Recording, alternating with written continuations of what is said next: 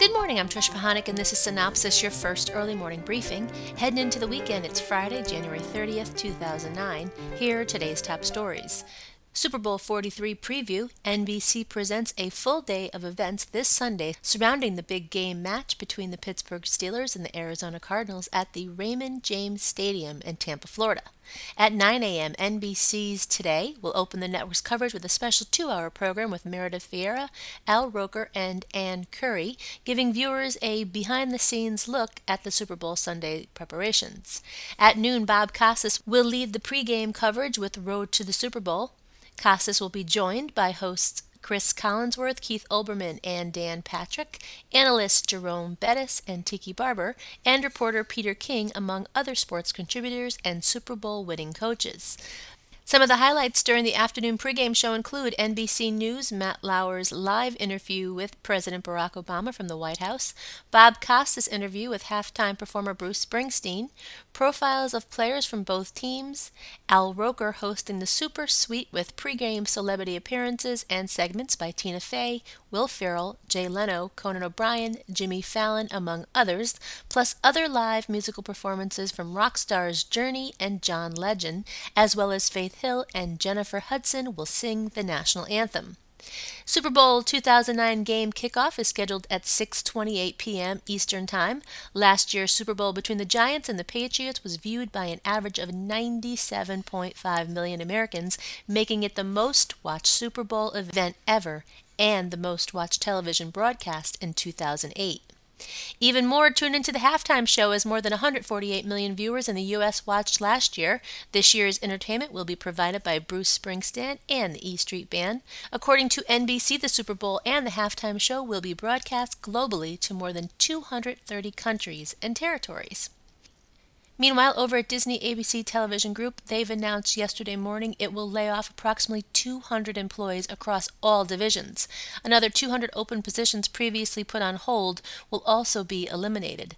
Additionally, approximately 200 jobs were cut at Disney and ABC, including 35 to 57 positions at ABC News. The total cuts represent about 5% of the company's workforce. CBS confirmed it will present its annual upfront presentation on May 20th at Carnegie Hall in Manhattan. CBS also said it will stick with the traditional upfront presentation, making no major changes this year. ABC will also have its upfront presentation in New York at Lincoln Center on Tuesday during upfront week. Fox, though, will move its presentation from Thursday that week to Monday, and the CW will remain on Thursday.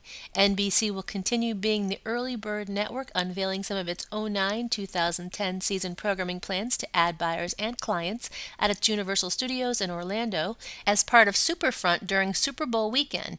NBC will also host another Infront a few weeks prior to the normal upfront week in May. However, NBC has not finalized plans for the actual upfront week. And more news from NBC. They want more of Howie Mandel on Friday nights as the network ordered 12 more episodes of the unscripted 30-minute comedy prank show, How We Do It. In its initial 3 weeks, the show averaged 1.96 among adults 18 to 49 viewers, equal to a 64% increase in the time period compared to last year. And last up today, HBO approved a new 30-minute television pilot starring Ellen Barkin, who will also executive produce the yet-to-be-named project, reports Variety.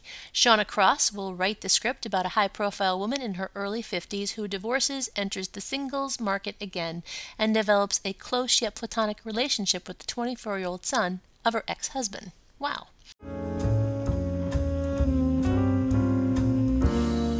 Hi, I'm John Cox, and I'd like to talk to you about commercials.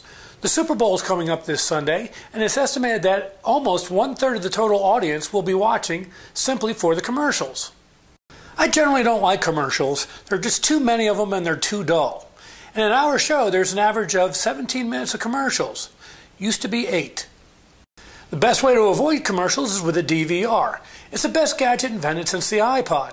As long as you're willing to watch a show at a later date, you can fast forward through all the commercials. I wonder if companies, for their commercials, will start putting their logos on the screen for 30 seconds. That way, when I'm fast forwarding through them, at least I'll see them for 5. I'm John Cox, and that's just my opinion. Thanks for listening.